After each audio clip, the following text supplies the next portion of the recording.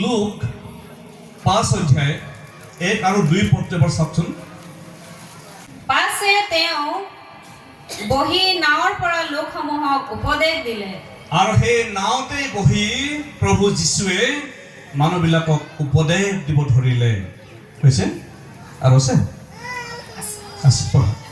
তেওঁ কথা কৈ এটালত চিমনক ক'লে, দলগৈ মাছ ধৰিবলৈ জাল খেও দিয়া হয়। আৰু চিমনক কি ক'লে যে তুমি দ ফালে গৈ তুমি জালখন পেলোৱা, জাল খেও দিয়া বুলি কৈছে, জাল মাৰা।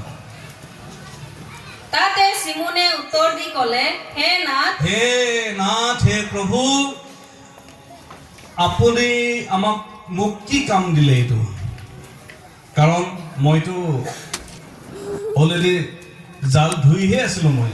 তাৰপিছত আমি উৰে ৰাতি শ্ৰম কৰি একো নাপালো। আৰু গোটেই ৰাতি আমি জাল মাৰিলো আৰু একোৱেই নাপালো। ভালকে শুনিব, একোৱেই নাপালো, মাছ তাছ নাই। তথাপি আপোনাৰ কথাত জাল পেলাওঁ। আৰু ক'লে, তথাপি আপুনি কৈছে যেতিয়া আমি দ ফালে গৈ আৰু একবাৰ জাল পেলাম। কৈছে ঠিক আছে, ধন্যবাদ। ভালকে শুনিব এতিয়া কি হ'ল কথাটো। চিমনৰ লগত জাকুব, আন্দ্ৰিয় এইবিলাকে তাত জাল মাৰি আছিল। তেওঁলোক মাছ মাৰি তেওঁলোকে জীৱিকা তেওঁলোকে নিৰ্বাহ কৰিছিল। আৰু সেই সময়ত কি কৰিলে, সেই সময়ত যীশুৱে তাত গ'ল আৰু যীশুৱে গৈ কি ক'লে, যীশুৱে এখন নাও বাছি ল'লে আৰু এখন নাও বাছি লৈ তাত উঠিলে আৰু উঠি ক'লে যে তোমাৰ জালখন তুমি অলপ দ ফালে লৈ যোৱা আৰু তাতে তুমি তোমাৰ জালখন তুমি খেও দিয়া, এই বুলি আদেশ দিলে। আৰু সেই সময়ত চিমনে একোৱে কথা নকৈ যীশুৰ কথা তেওঁ বাধ্যতাৰে তেওঁ পালন কৰিবৰ কাৰণে তেওঁ আৰু এবাৰ তেওঁ নাওখনত বহি নাওখন তেওঁ দ ফালে লৈ গ'ল আৰু দ ফালে গৈ জাল খেও দিলে। দিওঁতে কি হৈছে, কি হ'ল পিছত? যেতিয়া জাল খেও দিয়াৰ পিছত কি হৈছিল কাহিনী? তাত বহুত মাছ উঠিলে আৰু জাল ফাটো হ'ল বুলি কৈছে। যদি পিছত পঢ়ি যায়, বহুত মাছ উঠিলে।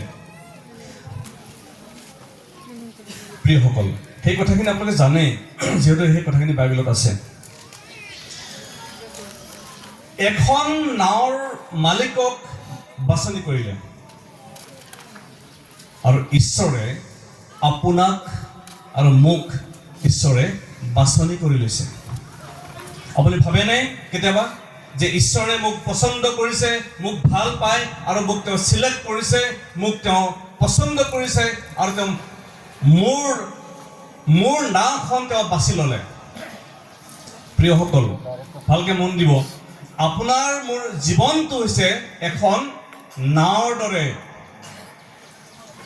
আপুনি মই এখন নাও হয় আৰু এই নাওখনত চিমনে গোটেই ৰাতি মাছ মাৰিছিল, মাছ নাপালে।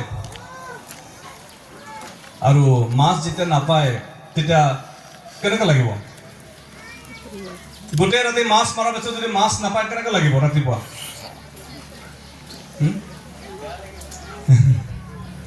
কেনেকৈ লাগিব? বহুত বেয়া লাগিব। বেয়া লগা মাত্ৰ নহয়, বহুত চিন্তা হ'ব, কাৰণ সেইটোৱে ব্যৱসায় নহয়, একো নাই। আৰু ঘৰ পৰিয়াল কেনেকৈ চলিব, আৰু ভোক লাগিছে, টোপনি আহিছে, গোটেই ৰাতি মাছ মাৰিছে। আৰু হয়তো আপুনি মই হ'লে বহুতে কি কৰিলোহেঁতেন, আমি যেতিয়া মাছ তাছ নাই পোৱা, জালখন ধুই উঠি আমি কি কৰিলোহেঁতেন কওকচোন? অলপমান আমি হেৰি খাই ল'লোহেঁতেন, নহয়নে? এনেও মাছ নাই, তেনেও মাছ নাই, গতিকে অলপমান হেৰি খাই আমি গ'লোহেঁতেন। আৰু চিমনৰ একেই টাইপৰ কথা চিমনৰ হৈছিল যে চিমনে ভাগৰি গৈছিল, চিমনে মাছ নাপাইছিল আৰু বহুত নিৰাশা হৈছিল, চিমনৰ কষ্ট হৈছিল। প্ৰিয়সকল, আজি আপোনাৰ মোৰ জীৱনত শুকান জীৱন নেকি? যদি আপোনাৰ মোৰ জীৱনত আমি ঈশ্বৰৰ আশীৰ্বাদ পোৱা নাই, তেতিয়াহ'লে আমি প্ৰভু যীশুৱে কোৱা কথা আমি মানিব লাগে। আৰু যদি আপুনি মই আমাৰ জীৱন তেওঁ কোৱা ধৰণেৰে তেওঁক আমি সমৰ্পিত কৰোঁ, আমি সোধাই দিওঁ, তেতিয়াহ'লে আমাক তেওঁ কথা কয়, সেই কথাটো মানিব লাগে। চিমনত কি ক'লে? দ ফালে জাল পেলোৱা, দ ফালে। আমাৰ মণ্ডলীবিলাক আমি বিশ্বাসীসকলে প্ৰায়বিলাকে আমি বামত জাল মাৰি থাকোঁ। বামত জাল মাৰিলে মাছ পাব জানো? বামত মাছ নাথাকে। আৰু সেইকাৰণে যীশুৱে ক'লে দ ফালে যোৱা। তাৰমানে আপোনাৰ মোৰ যি ঈশ্বৰৰ প্ৰতি ভৰসা, আপোনাৰ মোৰ ঈশ্বৰৰ লগত যি সম্বন্ধ, আপোনাৰ মোৰ ঈশ্বৰৰ কথা পালন কৰাৰ যি গভীৰতা, সেয়া বৰ পাতল, বৰ বামে বামে চলি আছোঁ আমি, বামে বামে। যাৰ কাৰণে আপুনি মই বহুতেই সেই অনুগ্ৰহ পাব পৰা নাই। আমাক ঈশ্বৰে সেই আগুৱাই যাব পৰা, আমি আগলৈ যাব পৰা যি অনুগ্ৰহ, সেই অনুগ্ৰহ আমি লাভ কৰিব পৰা নাই, আমাক দিব পৰা নাই। চিমনে কি কৰিলে? যেতিয়া দ ফালে জাল পেলালে, তেওঁ বহুত মাছ পালে আৰু তেওঁ জাকুব, জোহনক, তেওঁবিলাকক চিমনে মাতিলে আৰু ক'লে যে তোমালোকে আহা বুলি ক'লে, মোৰ জালত বহুত মাছ উঠিছে, এতিয়া বহুত মাছ উঠিলে, তোমালোকে আহা মোক সহায় কৰা বুলি ক'লে। আজি আপোনাৰ মোৰ জীৱনৰ কিমান আশীৰ্বাদ পাইছো আমি? চিমনে নিজে আশীৰ্বাদ পাই জাকুব, জোহনক তেওঁ মাতিছিল, নহয়নে? কিন্তু আজি আপোনাৰ মোৰ নিজৰে নাই, কি দিম? আমাৰে অৱস্থা বেয়া, আমি বেলেগক কি দিম, হয়নে? নেকি?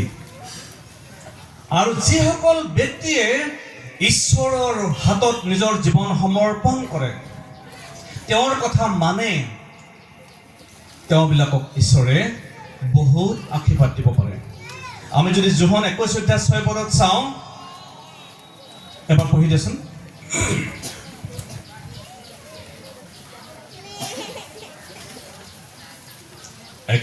21:6 চাবচোন।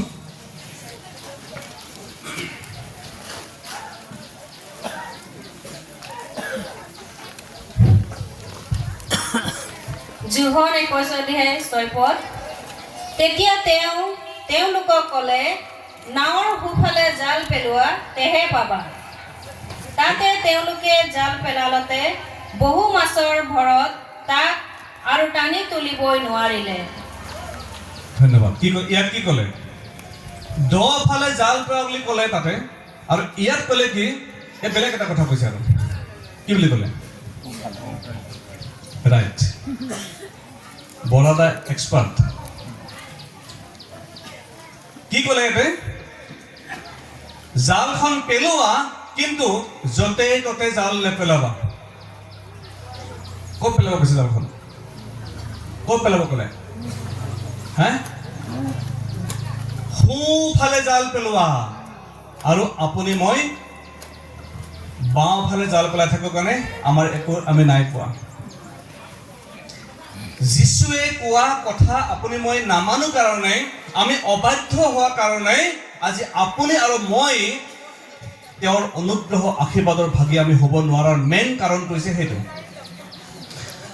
তেওঁ কৈছে আমাক সোঁফালে জাল পেলোৱা, কিন্তু আমাক শয়তানে আপোনাক আৰু মোক কয় বাওঁফালে জাল পেলোৱা। এটাও মাছ নাই, জীৱনটো খালী সুদা। আৰু ইয়াত কৈছে যে ইমান মাছ পালে যে জালখন টানিব পৰা নাই, কৈছে ইমান মাছ উঠিছে জালত, জাল টানিবই পৰা নাই, বহুত মাছ উঠিলে। আজি আপোনাৰ মোৰ জীৱনত কিমান মাছ উঠিছে? আমি নিজে খাবলৈয়ে নাই, আমি বেলেগক কি দিম? আমাৰ সেই অৱস্থা।